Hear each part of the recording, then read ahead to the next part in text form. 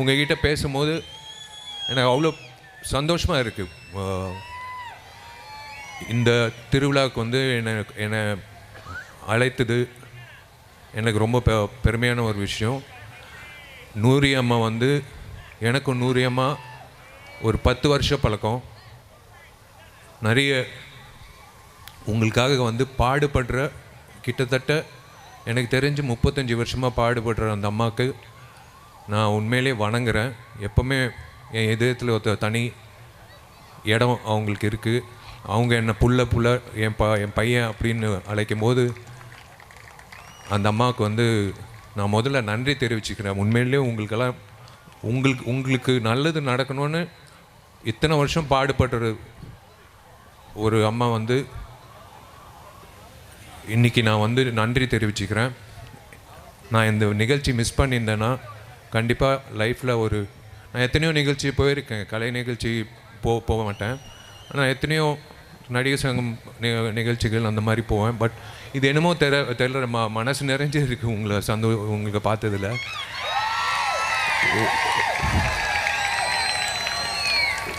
இது பொதுவாக வந்து இப்போது இதோ இந்த இந்த இன்விடேஷன்லேயே வந்து திரு விஷால், திரு பொன்முடி ஐயா, திரு ஷேக் அப்துல் ரஹ்மான் அப்படின்னு திருவுன்றது அவங்க மரியாதை கொடுத்து போடுறாங்க. ஆனால் உங்கள் பேர்லேயே வந்து மரியாதை இருக்குது. திருநங்கை, யாராவது திருநங்கைன்னு சொன்னால் நீங்கள் பெருமைப்படுங்க. உங்களுக்கு மரியாதை முதல்ல அந்த உங்கள் பேர்லேயே மரியாதை இருக்குது. எங்களுக்கெல்லாம் வந்து தனியாக எழுதணும். உங்களுக்கு உங்கள் பேர்லேயே வந்து மரியாதை இருக்குது. நான் என்றைக்குமே ஒரு விஷயம் நான் நூரியம்மாக்கு சொல்லுவேன். திருநங்கைகளுக்கு நான் எப்போவுமே நிறைய விஷயங்கள் பண்ணிகிட்ருக்கோம். அறக்கட்டளை சார்பாக நிறைய விஷயங்கள் பண்ணுறோம்.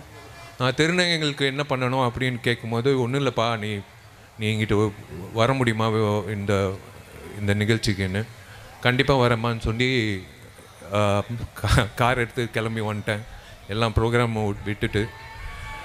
நீங்கள் எனக்கு ஒரே ஒரு விஷயந்தான், ஃப்யூச்சரில் வந்து உங்கள் சார்பாக ஒருத்தர்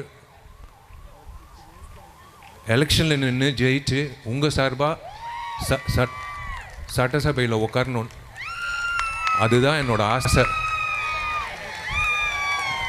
ஃப்யூச்சரில் வந்து கண்டிப்பாக நீங்கள் உங்களுக்கு குரல் கொடுக்குற ஒரு நபர் அசம்பிளி எலெக்ஷனில் ஜெயிச்சு அசம்பிளியில் உட்காரணுன்றது என்னோட ஆசை. எல்லோரும் வந்து பயங்கரமாக ட்ரெஸ் என்ன அவர் வெறும் ஒரு சட்டை பேண்ட் போட்டு வந்துட்டேன். ஆனால் இங்கிட்ட ஒவ்வொரு அழகியை பார்க்கும்போது அதோ அங்கிட்ட இருக்காங்க பாருங்கள், அவங்க வெக்கப்படுறாங்க பாருங்கள். அவங்கள நான் கடத்திட்டேன்னா ஒரு ஒரு ஒரு படமே எடுத்துலான்னு நினைக்கிறேன். ரொம்ப அழகாக இருக்காங்க ஒவ்வொருத்தரும். எங்கிட்ட எல்லாரும் வந்து பார்க்கும்போது ஏதோ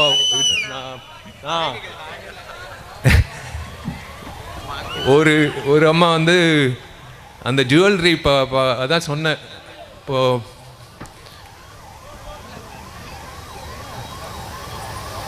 எவ்வளோ நேரம் ஆச்சு ரெடி ஆகிறதுக்கு அப்படின்னு கேட்டேன். ஏன்னா ஒவ்வொருத்தரும் ரொம்ப அழகாக நீங்கள் வந்து உங்கள் மனசுலேயே அழகு இருக்குது. நீங்கள் மேக்கப்பெல்லாம் போடணும்னு அவசியமே இல்லை.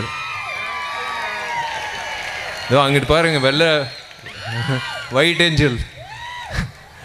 ஒயிட் ஏஞ்சல் உட்காந்துருக்காங்க பாருங்கள். ஒவ்வொருத்தரும் வந்து இப்படி பார்க்கும்போது ரொம்ப சந்தோஷமாக இருக்குது. நீங்கள் எல்லோரும் சந்தோஷமாக இருக்கணும். ஒன்று மட்டும் ஞாபகம் வச்சுக்கோங்க, இந்த சமுதாயத்தில் விஷாலன் ஒரு சகோதரன் இருக்கா உங்களுக்கு அப்படின்னு நீங்கள் என்றைக்குமே யார்கிட்டையும் வேணாலும் பெருமையாக சொல்லிக்கிட்டு.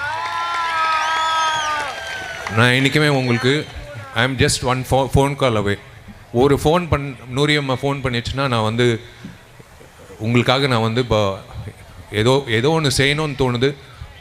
ஃப்யூச்சரில் வந்து கண்டிப்பாக நூரியம்மாவோட சேர்ந்து பண்ணுவோம். Love you all. I love you. நான் ஒவ்வொருத்தருக்கு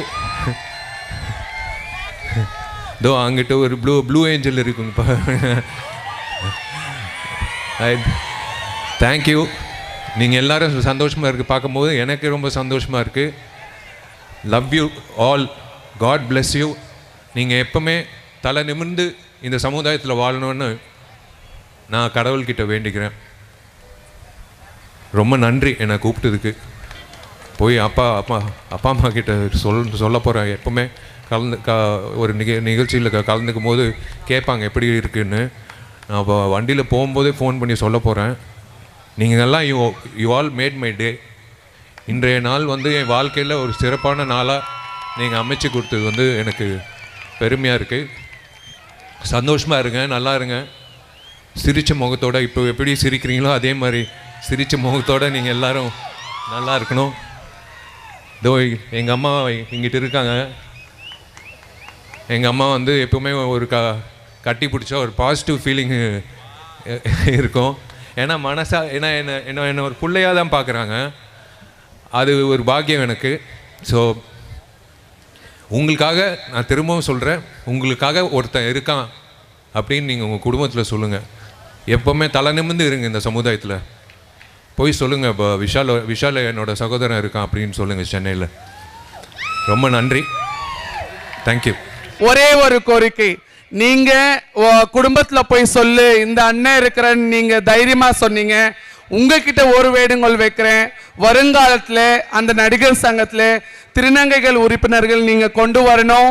எங்க திருநங்கை மக்களும் சாதாரண ஒரு ஆண் பெண் போல அந்த நடிகர் சங்கத்தில் எப்பவுமே வாக்கோட விளங்கணுன்றது எங்களோட கோரிக்கை. அந்த வேண்டுதல் மட்டும் உங்களுக்கு இங்க பில்டிங் திறப்பு விழாக்கு நீங்கள் எல்லாரும் வந்துருங்க.